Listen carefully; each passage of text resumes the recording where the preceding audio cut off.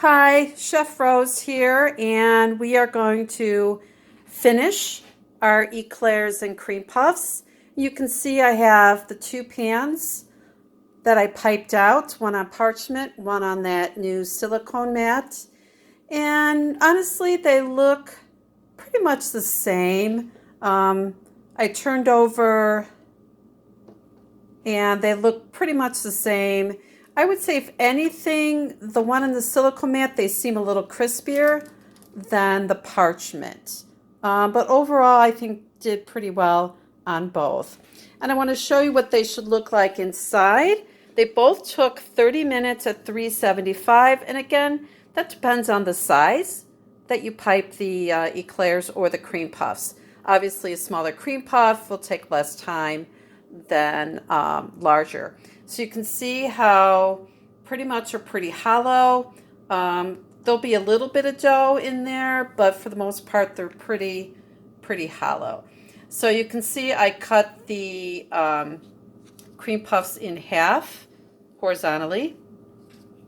And here's the tops for the puffs. So let's go ahead and do the puffs first. I have some whipped cream in a pastry bag for them. Let me put aside my eclairs for now. Let me put the tripod in place so you can see. All right. So just going to show you. I'll do a couple more.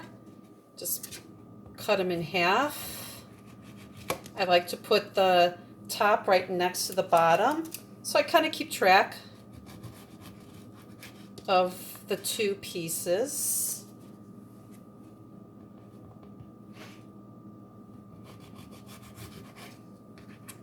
All right, there we go. So whipped cream, and be pretty generous on the whipped cream. Like that. Really nice amount of whipped cream. And again, if you wanted to add fruit, maybe before you put the whipped cream, you know, a nice hollow part, you could put some strawberries or raspberries, blueberries. If you go to the Wisconsin State Fair in the summer, they have huge cream puffs that they sell. It's one of their big items. So I'm going to dust the tops with powdered sugar. Very traditional, but certainly you could dip them in the chocolate glaze if you'd like. And just push it down a little bit. There we go. And there you go. There's a cream puffs. 2 3-bite cream puff. I'm going to put them on a plate.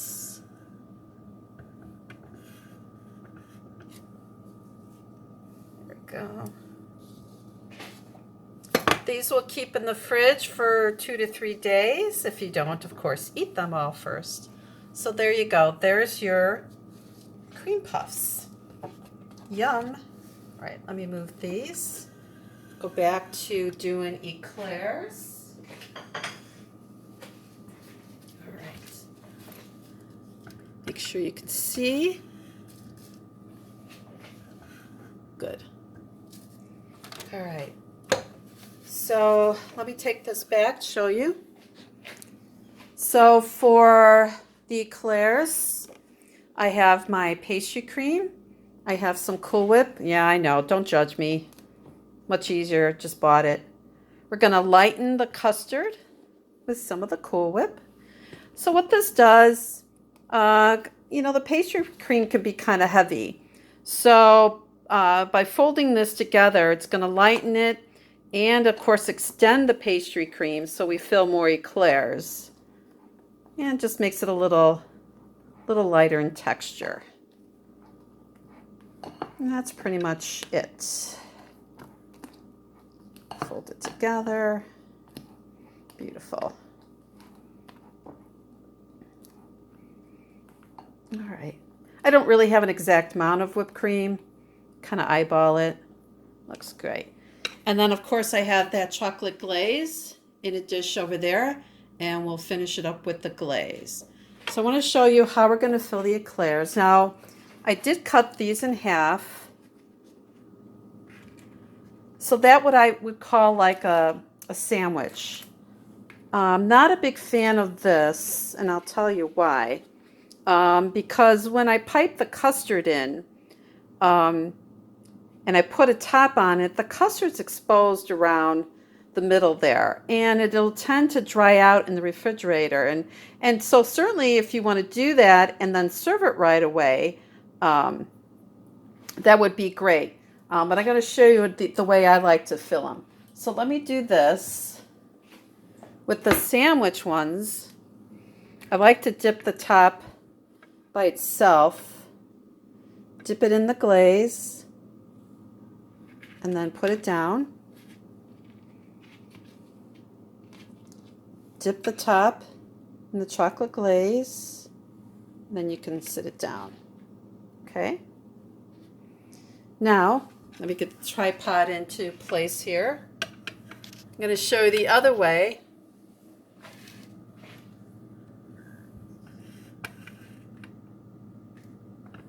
Make sure you can see.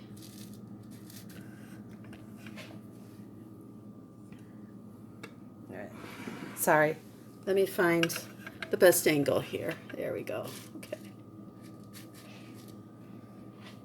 So what I like to do on the eclairs is I actually like to fill them from the bottom.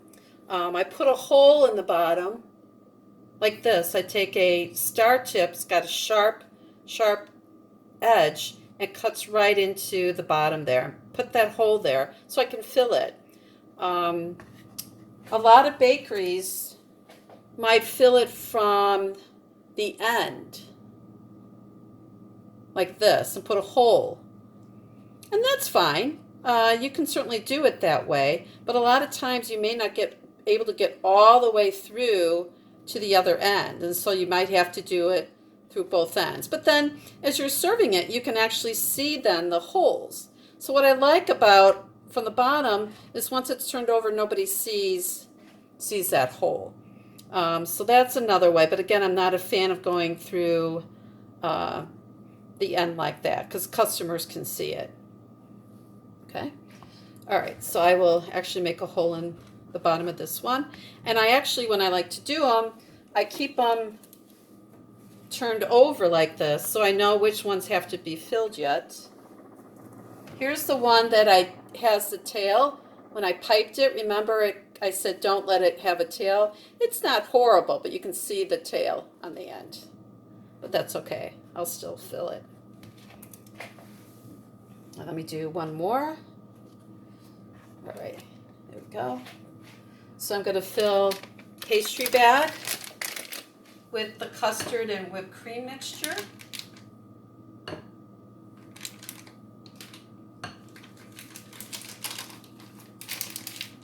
that filled. It's got a small tip. So now when I fill these, I go to one side, squeeze, fill that, and you can actually feel it. See how it's coming back out? So I know that I've put enough in there. Okay, I'm gonna scrape that excess off. Squeeze to one side, and then you can squeeze to the other to make sure they're filled. Nothing worse than biting into an eclair and it's only half filled. Yikes. Okay, so then when I filled them, I turn them over.